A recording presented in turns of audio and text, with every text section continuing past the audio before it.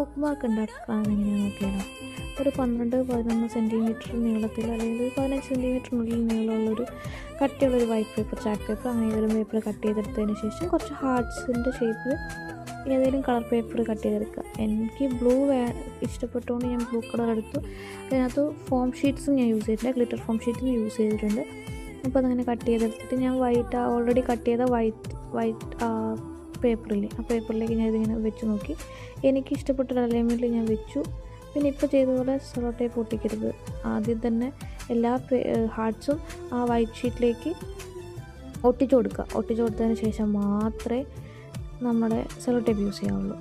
അപ്പോൾ form ഷീറ്റിന് already means അതിൻ്റെ ബാക്കിൽ ഗമ്മുള്ളത് കൊണ്ട് ഇഷ്യൂ ഇല്ല. ബാക്കി ഞാൻ ഗ്ലൂ വെച്ച് ഒട്ടിച്ചു കൊടുക്കുക ചെയ്തത്. അതിന് ശേഷം ഞാൻ സെല്ലോ ടേപ്പ് യൂസ് ചെയ്യുന്നത് എന്തിനാണെന്ന് വെച്ചിട്ടുണ്ടെങ്കിൽ വൈറ്റ് പേപ്പറാണ് ഞാൻ എടുത്തിട്ടുള്ളത്. അപ്പം വൈറ്റ് പേപ്പർ ആയതുകൊണ്ട് അതിനകത്ത് വേഗം ചെളിയൊന്നും പിടിക്കാണ്ടിരിക്കാൻ, ബുക്ക് മാർക്കായിട്ട് യൂസ് ചെയ്യുമ്പോൾ വേഗം ചെളിയൊന്നും പിടിക്കാണ്ടിരിക്കാനൊക്കെ ആയിട്ടാണ് ഞാൻ ഈ സെല്ലോ ടേപ്പ് യൂസ് ചെയ്യുന്നത്. പിന്നെ കുറച്ചുകൂടി ഒരു ഭംഗി കിട്ടും.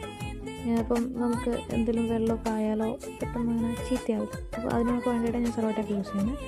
പിന്നെ എൻ്റെ ഈ പേപ്പർ എന്ന് പറയുന്നത് ഞാൻ ആ സെല്ലോ ടേപ്പിൻ്റെ അത്ര തന്നെ വിട്ട് എടുത്തിട്ട്, നിങ്ങൾക്ക് വേണമെങ്കിൽ ഇതിലും കുറച്ചുകൂടെ വിട്ടാണെങ്കിൽ കുറച്ച് ഭംഗി ഉണ്ടാകും കേട്ടോ. ഒരു 2.5-2.25 സെൻറ്റിമീറ്റർ ഒക്കെ ആണെങ്കിലും കുറച്ചുകൂടെ ഭംഗി ഉണ്ടാകും. പിന്നെ ഈ ത്രെഡ് എടുത്തു. ത്രെഡ് എന്തിനാണെന്ന് വെച്ച് കഴിഞ്ഞാൽ ഇതിനൊരു ത്രെഡ് കൂടെ ഉണ്ടെങ്കിൽ കുറച്ചുകൂടെ ഭംഗി ഉണ്ടാവും. സാറ്റിൻ റിബൺ ഉണ്ടെങ്കിൽ കുറച്ചുകൂടെ ഭംഗിയുണ്ടാവും. എൻ്റെ സാറ്റിൻ റിബൺ ഞാൻ വാങ്ങിച്ചത് എവിടെയാണ് വെച്ചതെന്ന് മറന്നുപോയി. പിന്നെ ഇന്നിപ്പോൾ വീഡിയോ ഇടാൻ കുറച്ച് ലേറ്റ് ആയി, അപ്പം വീഡിയോ ഇടണം. അപ്പോൾ അതുകൊണ്ടൊക്കെ ഞാൻ എനിക്ക് കൈ കിട്ടിയത് ആദ്യം ത്രെഡ് ആയതുകൊണ്ട് ഞാൻ ത്രെഡ് ഒന്ന് ബ്രേഡ് ചെയ്തെടുത്തു. മുടി നമ്മൾ പിന്നുന്നതിന് അതുപോലെ ബ്രേഡ് ചെയ്തെടുത്തു.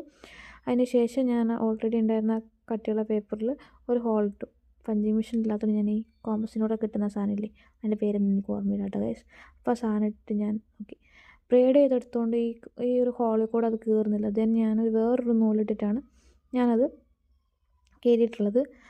അങ്ങനെ അത് കയറ്റിയതിന് ശേഷം നോക്കുമ്പോൾ ഞാൻ ഓൾറെഡി ബ്രേഡ് ചെയ്തതിന് കുറച്ച് നീളം കൂടുതലാണ്. അപ്പോൾ ഞാൻ രണ്ട് ഒരു നോട്ട് ഇട്ടിട്ട് ഞാൻ അത് കട്ട് ചെയ്തെടുത്തു.